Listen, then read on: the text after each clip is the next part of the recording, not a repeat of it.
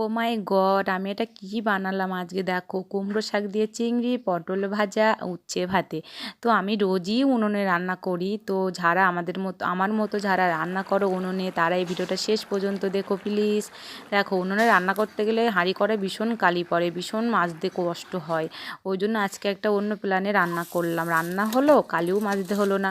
দেখো, প্রথমে হাঁড়িতে ভালো করে তেল লাগিয়ে নিয়েছি, প্লাস্টিক লাগিয়ে নিয়েছি, নিয়ে রান্না করেছি। তারপরে ম্যাজিকটা দেখো, পুরো প্লাস্টিকটা কি সুন্দরভাবে উঠে যাচ্ছে, আর আমার হাঁড়িটা পুরো পরিষ্কার, একদম মাজতে হবে না আর কালি।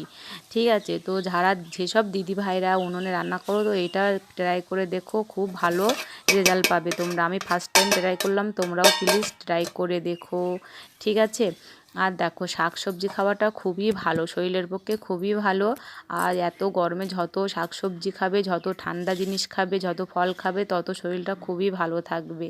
তো ভিডিওটা আমি বানালাম, রান্না করতে করতে আমার জন্য মনে হলো যে ভিডিওটা বানাই, ওই জন্য করে বানালাম। তো ভালো লাগলে লাইক, কমেন্ট অ্যান্ড সাবস্ক্রাইব।